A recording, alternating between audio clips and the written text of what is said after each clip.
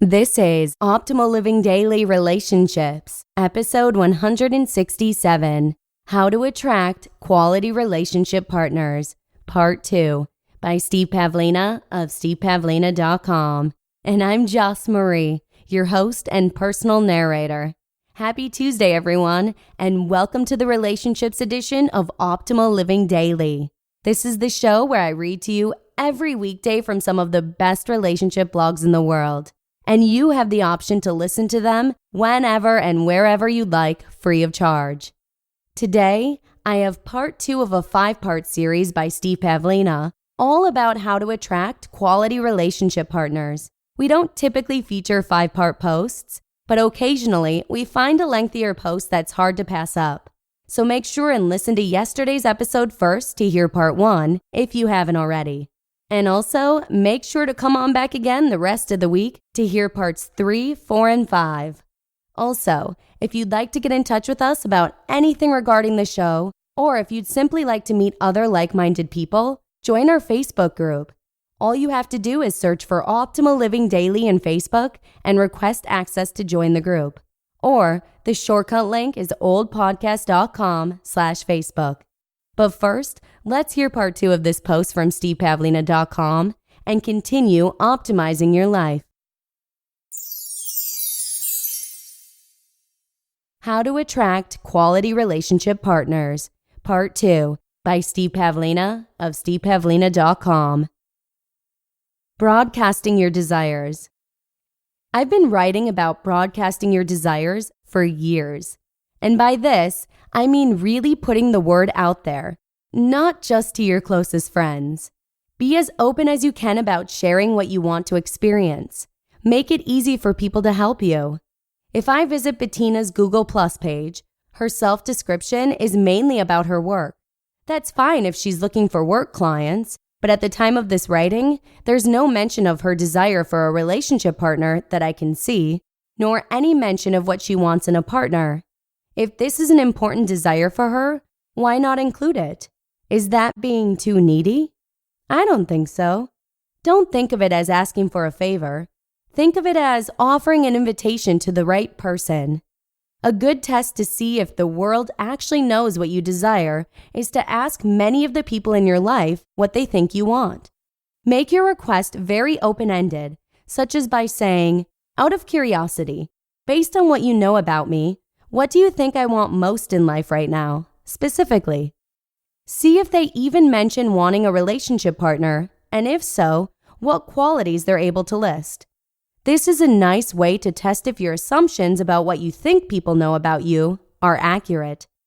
We have a tendency to be timid in asking for what we want, often due to some shame, fear, and guilt about our desires.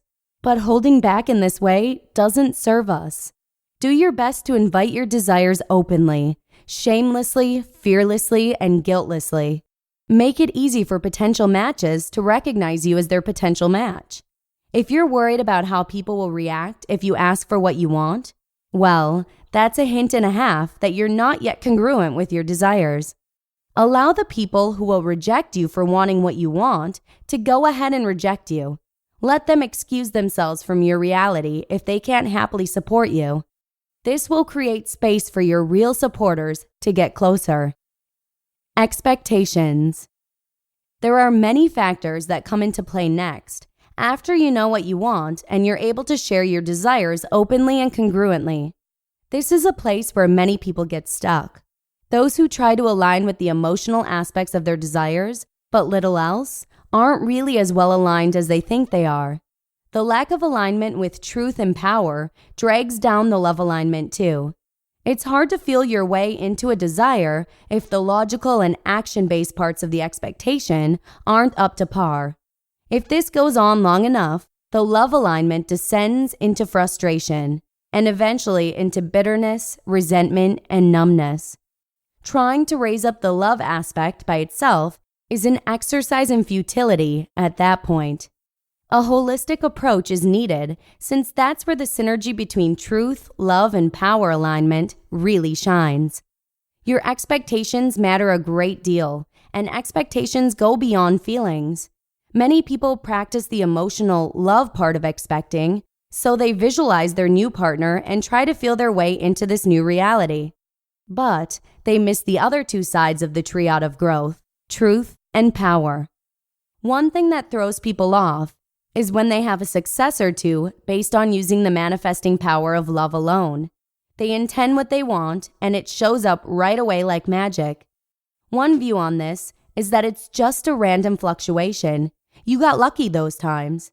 But another view is that the universe was helping you understand the importance of love alignment by making it easy for you in the beginning, and now it's time to learn further lessons and achieve stronger alignments with truth and power as well.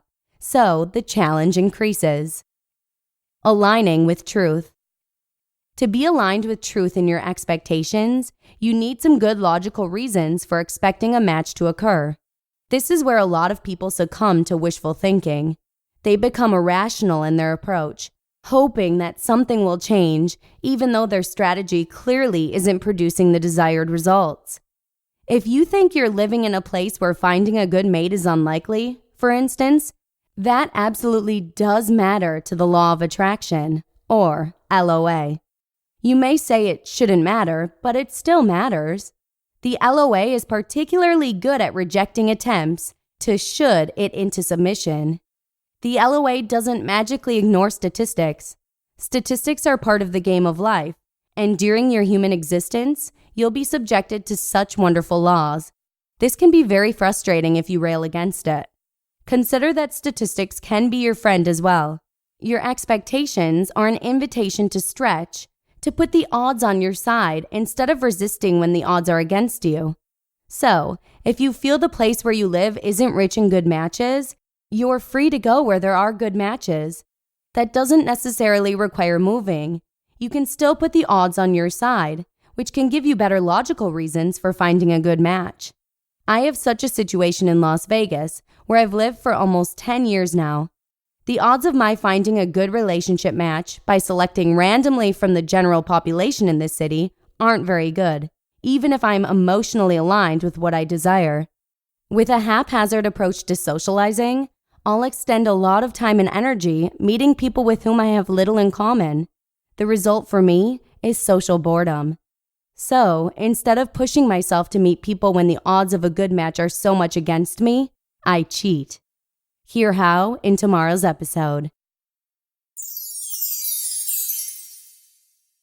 You just listened to part 2 of the post titled, How to Attract Quality Relationship Partners by Steve Pavlina of stevepavlina.com. Thanks again to Steve for letting us share this post with you. I know several men and women who feel that they may never find a good partner, and while I continue to encourage them not to give up, I realize that sometimes it means more when it comes from someone else who is going through the same exact thing. So, the best advice I can probably offer in this situation is to join our Facebook group. On our Facebook page, you can meet other like-minded people. To join, just search for Optimal Living Daily in Facebook and request access. Or the shortcut link is oldpodcast.com/Facebook. And that's all I've got for you today. Thank you so much for listening, and I hope to see you again tomorrow for part 3 of this post from Steve Pavlina, where your optimal life awaits. Hello, Life Optimizer. This is Justin Malik, creator and producer of this podcast, but also Optimal Living Daily, the show where I read to you from even more blogs covering finance, productivity, minimalism, personal development, and more from incredible bloggers like Derek Sivers, Zen Habits, Mark and Angel, The Minimalists, and all the ones you hear on this show too. So if you enjoyed today's episode and like taking amazing blogs on the go, come on over to Optimal Living Daily and subscribe to that one too. And together, we'll start optimizing your life. You've been listening to Optimal Living Daily. Be sure to hit the subscribe button to stay up to date on each new episode and head to oldpodcast.com. That's OLDpodcast.com for a free gift as well as more actionable tips and resources to help you maximize your potential. Thanks for joining us, and remember, your optimal life awaits.